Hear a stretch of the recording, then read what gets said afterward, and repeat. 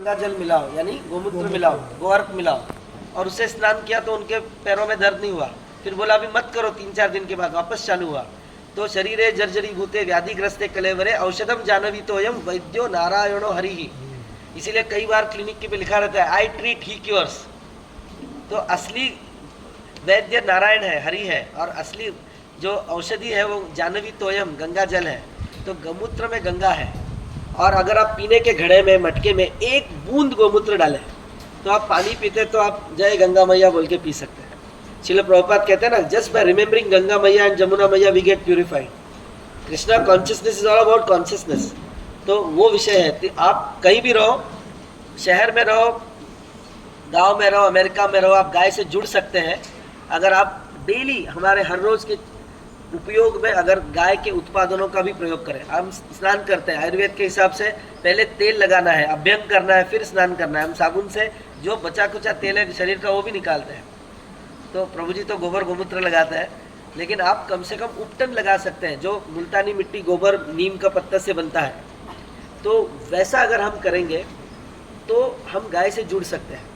तो ये धर्म युद्ध नहीं है, ये अर्थ युद्ध है।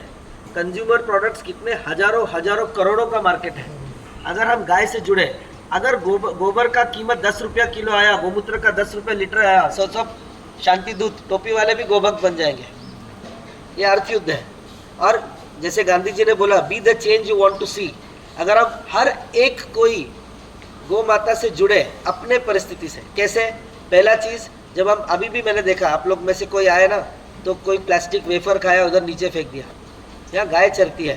गाय मुसलमान नहीं मारते, आप और मैं मारते हैं। जब हम बाहर जाते हैं हम अपना चॉकलेट खाते हैं, रैपर खाते हैं, रोड पे फेंकते हैं। धरती माँ है ना, आत्म माता, गुरु पत्नी, ब्राह्मणी राजपत्नी का धेनुर धात्री तथा पृथ्वी सप्ते का मातर स्मृता। तो वो 1000 साल तक प्लास्टिक सड़ता नहीं। आपकी जितनी सबकी उम्र है, आपने यूज किया हुआ पहला ब्रश 2 साल की उम्र से, वो भी आज तक जमीन में डिग्रेड नहीं हुआ है, सड़ा नहीं है। वो भी बाहर है पृथ्वी पर। हमारा केवल एक ब्रश जो हमने यूज किया है पहले से। पहले तो हम दातुन यूज करते थे, वो बात अलग है, 14 टाइप के दातुन है शास्त्रों में। लेकिन कहने का मतलब, हम अगर हमारा लिटरिंग नहीं, इफ यू डोंट लिटर, बाहर कॉन्शियस रहे पर्यावरण का, पृथ्वी का, और जितना भी हो सके गाय का उत्पादन ले। हमारी गौशाला नहीं, कोई भी केवल इस्कॉन की गाय गाय है क्या? नहीं, केवल हर गाय गाय है, भगवान की गाय है। उस मानसिकता से अगर हम सेवा करें कि कोई भी गौ माता, किसको जरूरत है उसको, उनका उत्पादन ले। अब आप खरीदते ही है ना बाकी सब कंज्यूमर प्रोडक्ट्स, तो गाय का प्रोडक्ट ले, गाय से जुड़े तो हमारे जीवन में बहुत फर्क पड़ेगा। और जब भी संभव हो ऐसे प्रोजेक्ट्स में आए, गाय के साथ समय बिताए और यहाँ रहे, यहाँ उनके ऑरा में रहे और उनके विषय में बात करें, तो उससे हम लोगों को भी और कनेक्ट कर सकते हैं। तो महाभारत में और एक चीज़ आती है, मैंने पूज्य मलुकपीठ महाराज जी के डायरेक्ट प्रवचन में सुना था जब एक बारी मैं वृंदावन गया था। महाराज अनुशासन पर्व में आता है, हाँ उसको मैं खड़ा किया हूँ बोलने के लिए। अनुशासन पर्व में आता है कि गौ माता को पूछा गया कि समस्त पापों से मुक्त होना है तो क्या किया जाए। तो गौ माता उवाच, गौ माता कहती है कि जब हम गोष्ठ में जाते हैं, गोष्ठ यानी गौशाला, शास्त्रों में गोष्ठ एक श्लोक आता है ना नीति में, धनानि भूमो पशवश्य गोष्ठे भार्या ग्रह द्वारे जना श्मशाने अग्निश्चितायाम परलोक मार्गे कर्माणि गच्छति जीव एकः। तो उसमें गोष्ठ आता है, गोष्ठ यानी गौशाला, गोष्ठ संस्कृत में कहते हैं। तो जब हम गोष्ठ में जाते हैं तो हमें इन 7 दिव्य गायों का नामों का जाप करना चाहिए। उनका नाम का जाप करेंगे तो उसमें समस्त गौ माता आती है। तो वो 7 नाम है। बेटा आइए, आप बोलिए जोर से, हाथ जोड़, आप जोर से बोलिए। ये किधर स्पीकर है ही नहीं, स्पीकर नहीं है। बोलिए बोलिए जोर से, बोलिए, बोलते रहिए। बहुला, सब लोग बोलिए। बाहुला, समंगा, समंगा, अकुतो भया, अकुतो भया, क्षेमा, क्षेमा, सख्या, सख्या, भूयसी, भूयसी, सर्वसहा। सर्वसहा। तो ये 7 जो, बैठ जाओ बेटा। तो ये 7 जैसे लोक है, हर एक लोक की एक गाय है। बेचारी ये कलयुग की गाय सर्वसहा है, इतना सहती है। लेकिन गाय माँ जैसी नहीं है, माँ है, कितना भी कुछ करेगी, वो कष्ट सहन करेगी अपने बच्चों के लिए, हमारे लिए।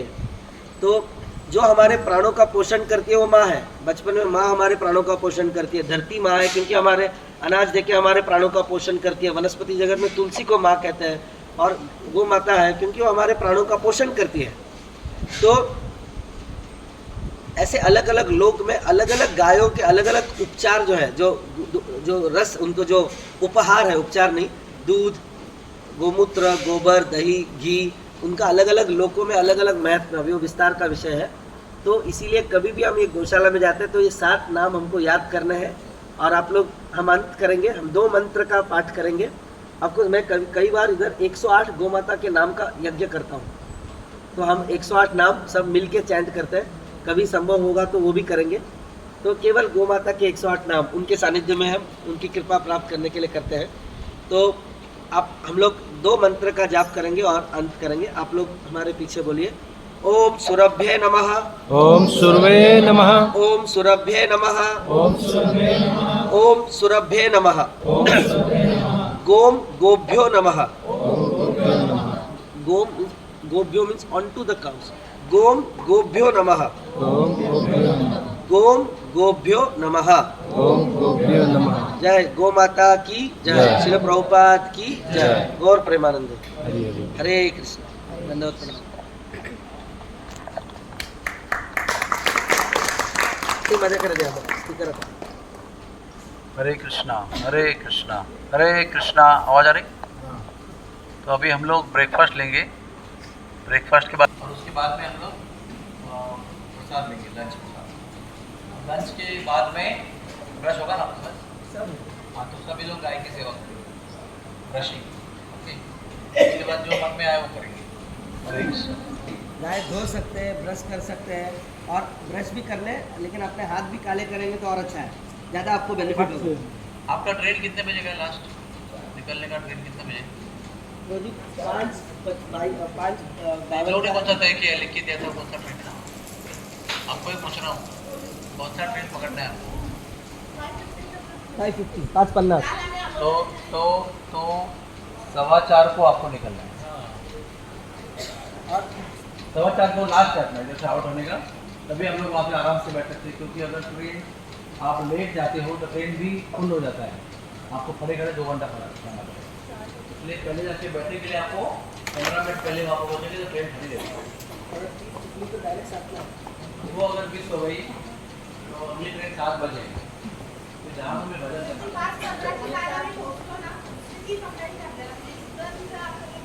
5:50 को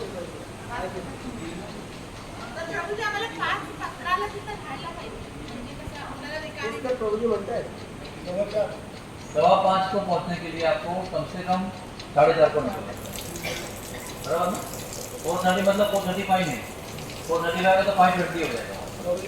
4 बजे निकलना, 3 बजे निकलना ना, इधर भी रहना है गाय के साथ। 3 बजे निकलना तो 5 घंटे बचे, 4 घंटे तो 6.5 घंटे, 1 घंटा खाने को जाएगा, आधा घंटा ब्रेकफास्ट हो जाएगा, फिर साथ ध्यान से जा सकते। ओके, तो अभी तुरंत भाग के ब्रेकफास्ट में अटैक करें। महाप्रसादे गोविंदे।